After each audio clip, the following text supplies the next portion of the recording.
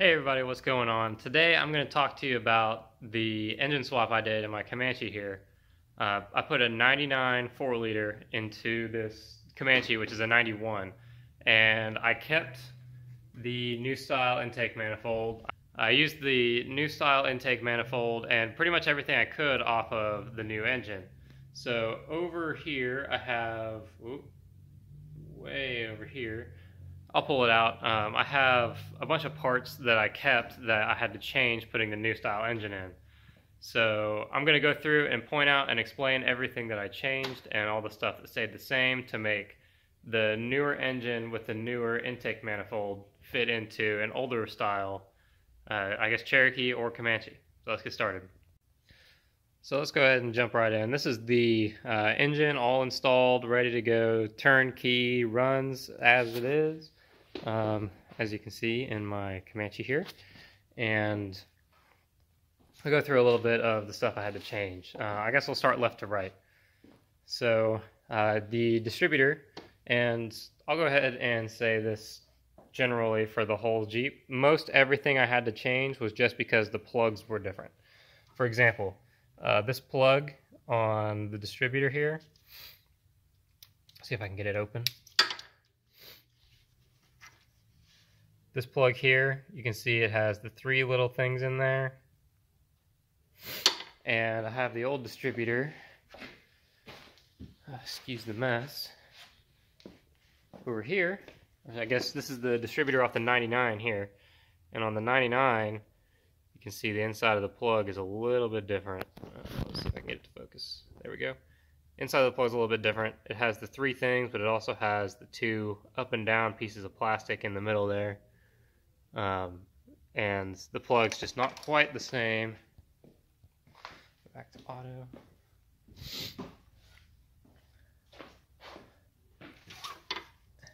As the one over here. So, get this plugged back in real quick. There we go. So I got that plugged in, so I don't forget that later. But yeah, like I said, most everything is just changing out the plugs. The coil pack, I had to keep the old one, old style. The distributor, I had to keep the old style. Of course, the cap doesn't matter. All this stuff doesn't matter here. I went ahead and did a heater control valve delete, since I have the parts Jeep that this engine came out of.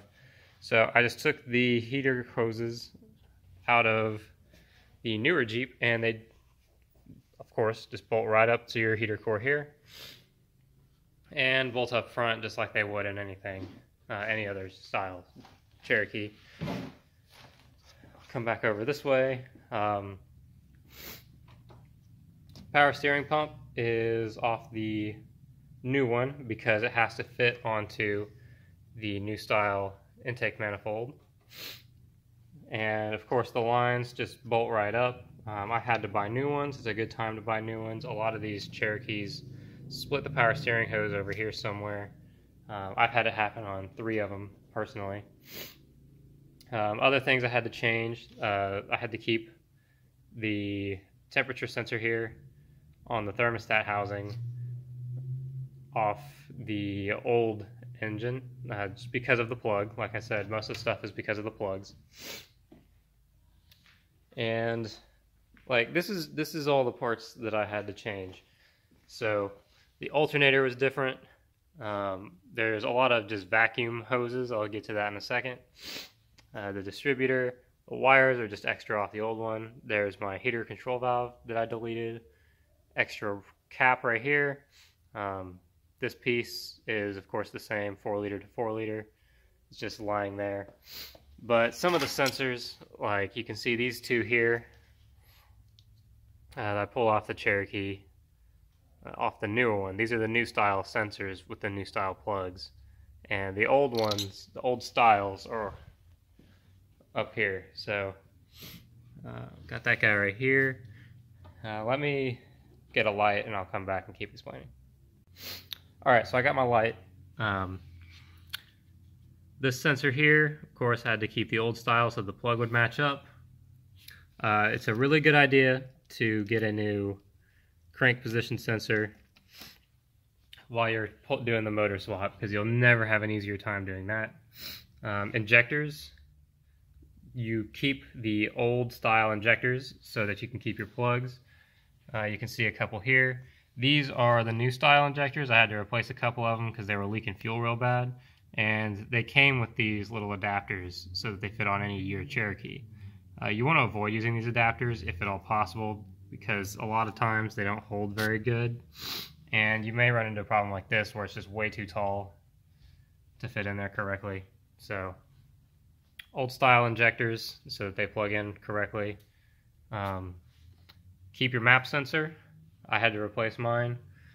The throttle position sensor and your idle air controller.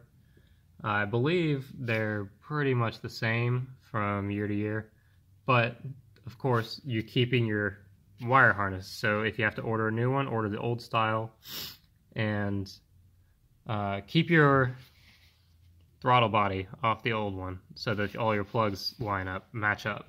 So keep your throttle body off the old engine. As far as vacuum hoses, because on these intake manifolds, which I have sitting around somewhere, I have the old one. You know that there's a ton of vacuum hoses. Let me go find it real quick. Okay, so I brought over the old intake manifold so I can kind of compare the two.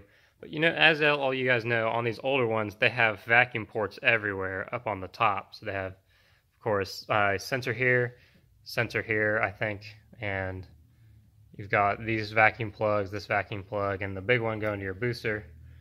And then along the side here is just for your fuel rail or fuel line to bolt onto.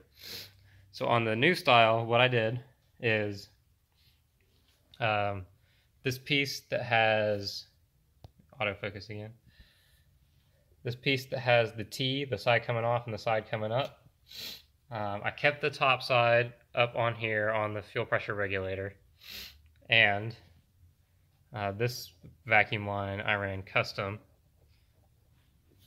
So it came, this is the one that comes from over here under this big line. Comes up underneath, and I just plugged it right into the side of this. It normally, I believe, comes to one of these two up here, but I was able to just put it there. This big elbow here is from the newer style. It actually fits on right here the opposite way I have it plugged on, I believe. And then I stuck another vacuum line into that to go up to the map sensor here. And this vacuum line I took off the 99 off the parts Jeep that was from the vacuum canister to where your cruise control would go. So it came out over here, and this is that T that you see here. So I used this vacuum line all the way up to here for the map sensor. And another thing I did, just because I have the off-road bumper and I didn't want it hanging down, is I used the newer vacuum canister, put it up in here, and the vacuum line is flexible enough to bend and just come back right here. And I know this might not be as easy for those of you that have AC components, but I have done it in my 2000 Cherokee, so I know it'll fit up here.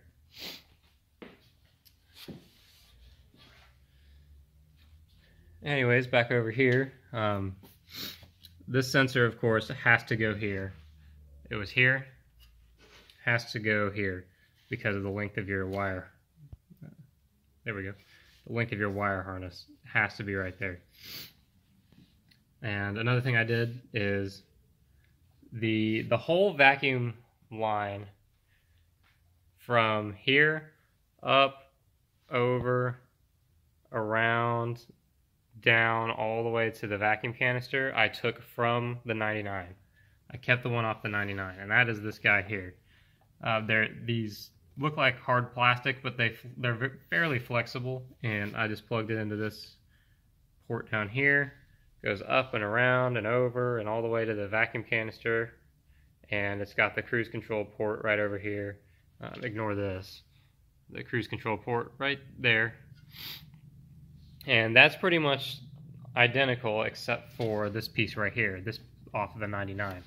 So if you use this piece off the 99, it works together really well. And then, of course, I just plugged this extra one right here because after I got all those other ones on, I just didn't have any need for this one. Other than that, I think everything else is pretty self-explanatory.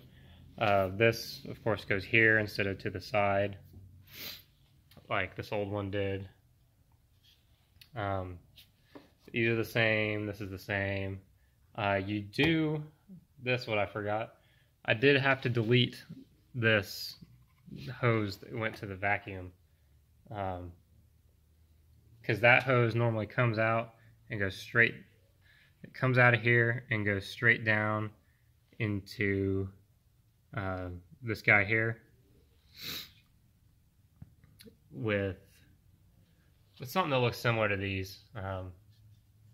But it's just for your breather hose. I don't care to have that open. If you really care about it, you can put an aftermarket filter on that, kind of like what you see on road cars, built road cars, I should say.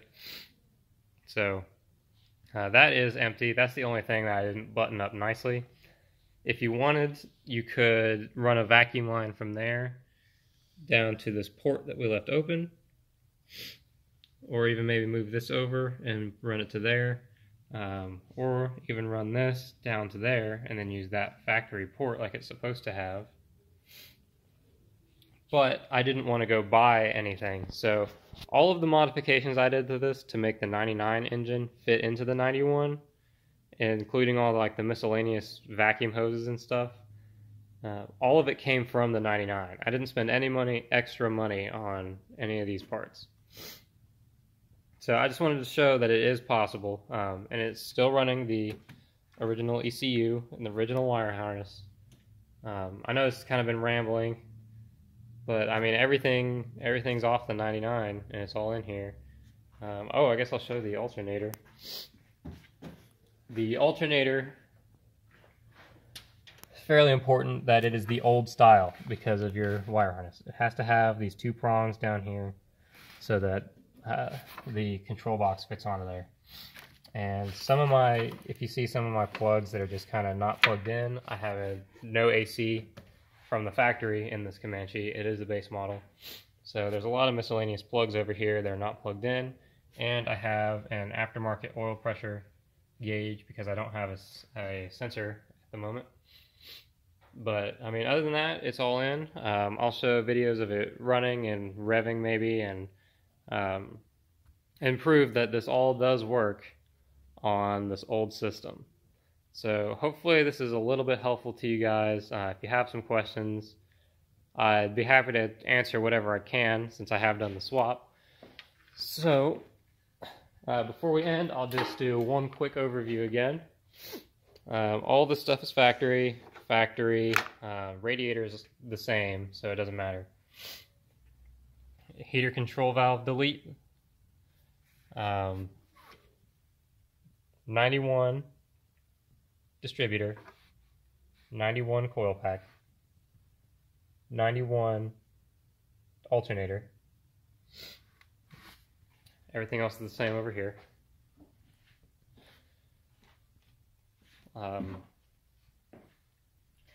99 power steering, 91 fuel rail, 91 fuel lines, 91 fuel pressure regulator,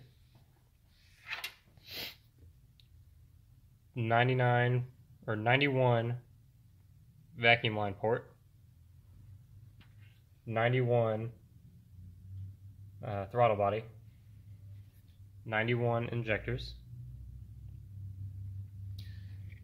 91 sensors and control modules,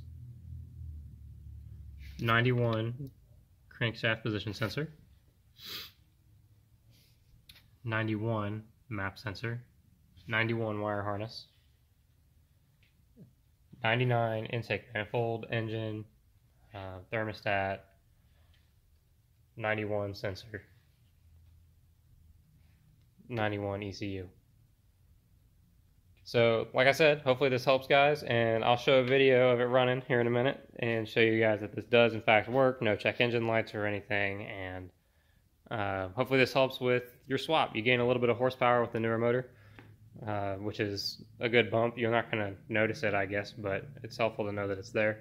And these engines are refined a little bit, so they'll run a little bit smoother. An upgrade you can do is 4-hole injectors, but that's for another video. So thanks for watching. Let me know if you have any questions. I'll see you in the next one.